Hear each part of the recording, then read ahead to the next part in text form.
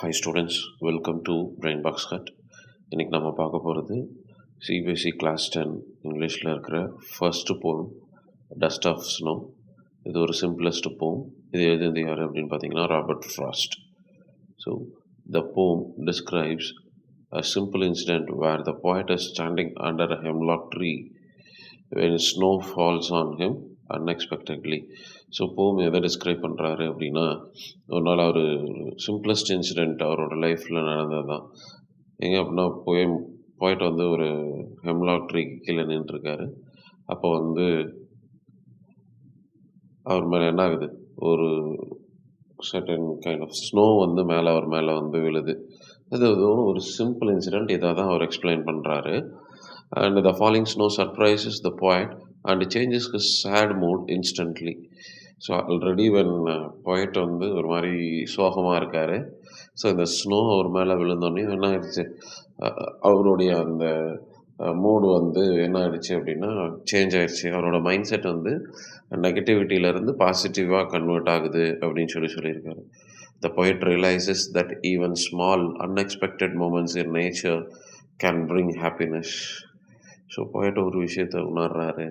என்ன அப்படின்னா, ஒரு ஸ்மால் இன்சிடெண்ட், அன்எக்ஸ்பெக்டட் இன்சிடெண்ட் நம்மளோட லைஃப்பில் ஒரு பெரிய சந்தோஷத்தை கொடுக்கும் அப்படின்னு சொல்லிட்டு. நெக்ஸ்ட்டு பார்த்தீங்க அப்படின்னா, the crow and the hemlock tree are usually considered symbols of darkness or negativity, but here they create a positive change. So hemlock ட்ரீயாக இருக்கட்டும் அல்லது க்ரோவாக இருக்கட்டும், பேசிக்காகவே வந்து அவங்கள வந்து ஒரு மாதிரி நெகட்டிவ் ஷேடில் ஒரு டார்க்னஸை ப்ரொஜெக்ட் பண்ணுற மாதிரி தான் சொல்லியிருப்பாங்க. பட் இங்கே வந்து ராபர்ட் ஃப்ராஸ்ட் என்ன சொல்லியிருக்காரு அப்படின்னா, எப்படி சொல்லியிருக்காரு, ஒரு பாசிட்டிவ் சேஞ்சை க்ரியேட் பண்ணுற மாதிரி சொல்லியிருக்காரு. The crow shakes the snow from the branches of the hemlock tree and falling snow surprises the poet. So அந்த ஹெம்லாக் ட்ரீக்கில் இருந்த அந்த ஸ்னோ வந்து இந்த க்ரூ வந்து ஜஸ்ட் ஷேக்ஸ், அதுலேருந்து விழக்கூடிய அந்த ஸ்னோ வந்து போயிட்டை வந்து சர்ப்ரைஸ் பண்ணுச்சு அப்படின்னு சொல்கிறாங்க. இது and the poet feels that the dusting of snow has saved the rest of his day from being wasted in sadness. இது ஒரு இம்பார்ட்டண்ட்டான ஒரு ஸ்டேட்மெண்ட் இந்த போயமில். போயட் எப்படி ஃபீல் பண்ணுறாரு அப்படின்னா, அந்த டஸ்டிங் இருக்கு இல்லையா, ஸ்னோ டஸ்ட், அது வந்து அந்த ரெஸ்ட் ஆஃப் த டே, மீதி இருந்த அந்த நாளை வந்து ரொம்ப காப்பாற்றிருச்சு அப்படின்னு சொல்கிறாங்க. என்ன எப்படி அது ரொம்ப காப்பாற்றுச்சு அப்படின்னு சொல்கிறாங்க அப்படின்னா, அப்படியே சோகத்தில் கம்ப்ளீட்டாக அந்த டேவே வேஸ்ட் ஆகிருக்கும், இப்போ நான் கொஞ்சம் ஹாப்பியாக இருக்கேன்ல அதனால் சேவ் ஆயிடுச்சு அப்படின்னு சொல்கிறாரு. The poem highlights the healing power of nature and how it can lift a person's spirit. Poem ரொம்ப அழுத்தமாக சொல்லக்கூடிய விஷயம், நேச்சருக்கு வந்து என்ன இருக்குது, ஹீலிங் பவர் இருக்குது. ஸோ அந்த ஹீலிங் பவர் வந்து மனுஷனுடைய அந்த உணர்வுகளை வந்து பாசிட்டிவாக மாற்ற முடியும் அப்படின்றது தான்.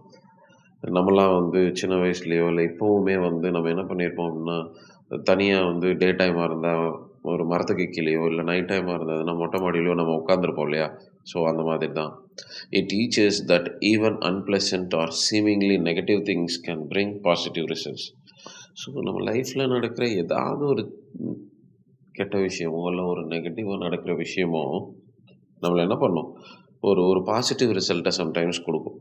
நம்ம இதெல்லாம் தேவையா, இதெல்லாம் செய்யணுமா அப்படின்னு யோசிக்கிற நேரத்தில் அந்த விஷயம்தான் நம்மளை என்ன பண்ணியிருக்கோம் அப்படின்னா, ஒரு பாசிட்டிவ் ஒரு வைப்ரேஷனையோ இல்லை ஒரு பாசிட்டிவ் நம்மளை லைஃப்லேயே கொடுத்துருக்கோம்.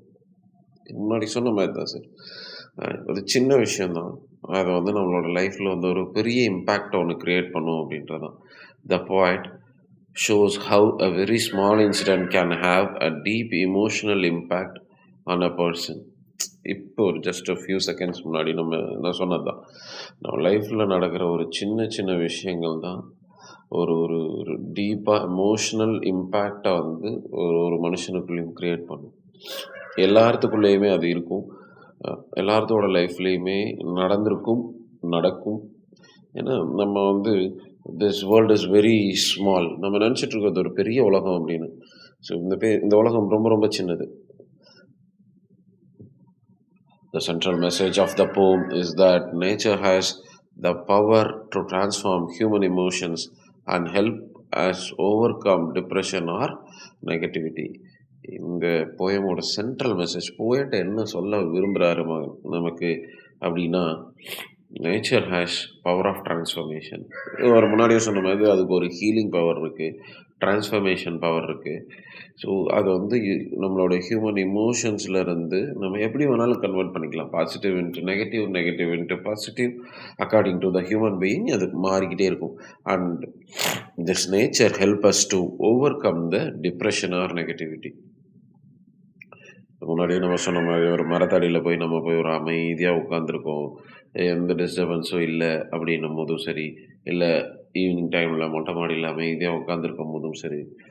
ஸோ இந்த நேச்சர், இல்லை நம்ம பைக்கில் எங்கேயாவது ஒரு ஒரு ஒரு ஒரு லாங் ட்ராவல் போகும்போது தட் பியூர் ஏர் இருக்கு இல்லையா, இது நமக்கு வந்து ஒரு பாசிட்டிவ் வைப்ரேஷனை க்ரியேட் பண்ணும். Even the smallest unexpected moments in life can bring happiness and change our mood in a positive way. Nature has the power to heal sadness and fill our hearts with hope.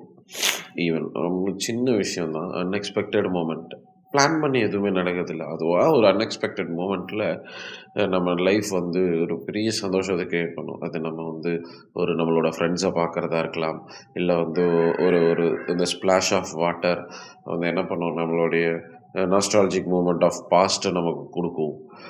இந்த மாதிரியான ஒரு positive mind செட்டை create பண்ணும். அதே மாதிரியே this nature has power to heal sadness.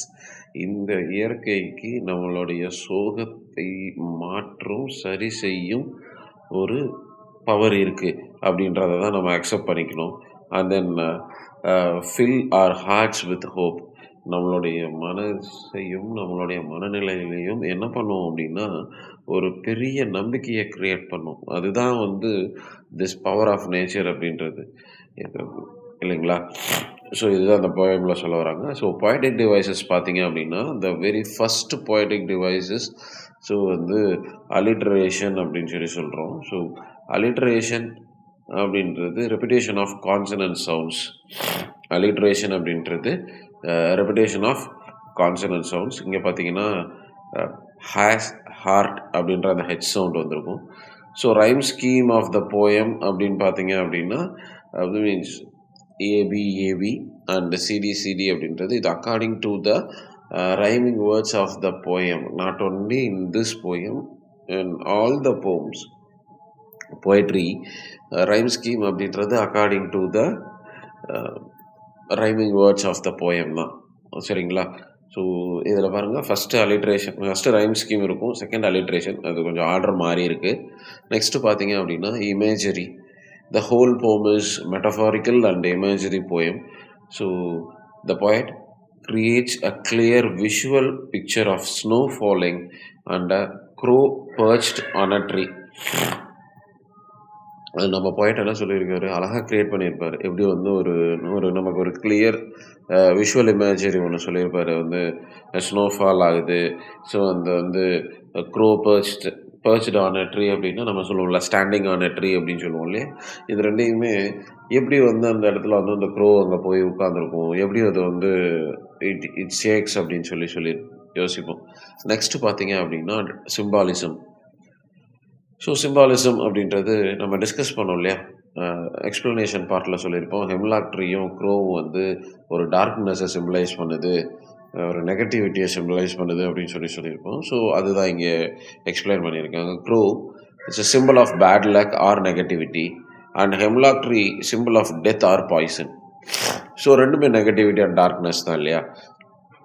Bad luck அப்படின்றது negativity, and death or poison அப்படின்றதும் negativity தான். ஸோ இந்த டஸ்ட் ஆஃப் ஸ்னோ அப்படின்றது symbol of small pure and positivity அப்படின்னு சொல்கிறாங்க. நெக்ஸ்ட் பார்த்தீங்கன்னா பர்சானிஃபிகேஷன். ஸோ பர்சானிஃபிகேஷன் அப்படின்றது giving human qualities to non living things or abstract things, அப்படி அப்ட்ராக்ட் ஐடியாஸ் அப்படின்னு சொல்லுவோம். So saved some part. So saving is quality of a human being. But இது எந்த இடத்துல சொல்லியிருக்காங்கன்னா அந்த டஸ்ட் ஆஃப் ஸ்னோவுக்கு சொல்லியிருப்பாங்க. அண்ட் தென் அசோனன்ஸ் அப்படின்றது it's a repetition of vowel.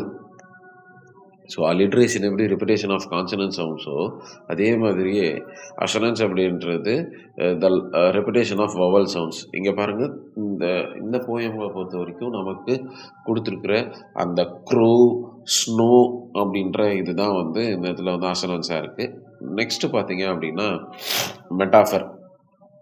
The dust of snow, the whole poem, a dust of snow act as a metaphor for a small incident that brings a big change.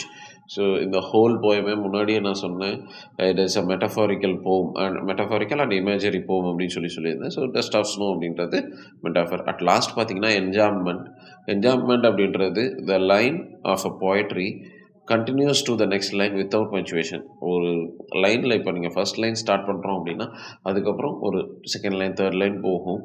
But எல்லா போயுமே அப்படி தான் போகும். But without any punctuation போகும்போது அதை தான் நம்ம என்ன சொல்கிறோம், என்ஜாய்மெண்ட் அப்படின்னு சொல்கிறோம். For an example, the poem follows something they have given, right? And then that has saved something. The crow shakes the snow front of the branches of the hemlock tree, and falling snow surprises the poet. So in these two lines, நம்ம கொடுத்துருக்குற 2 பார்ட்லேயுமே நீங்கள் பார்த்துருந்தீங்கன்னா தெரிஞ்சிருந்திருக்கும். வந்து என்ன அப்படின்னா வந்து எந்த இடத்துலையுமே நம்ம வந்து ஒரு பஞ்சுவேஷனை பார்த்துருக்கவே முடியாது. ஸோ அதுதான். ஸோ இது one of the simplest poem in our textbook. சரிங்களா? ஃபைன். தேங்க்ஸ் ஃபார் வாட்சிங்.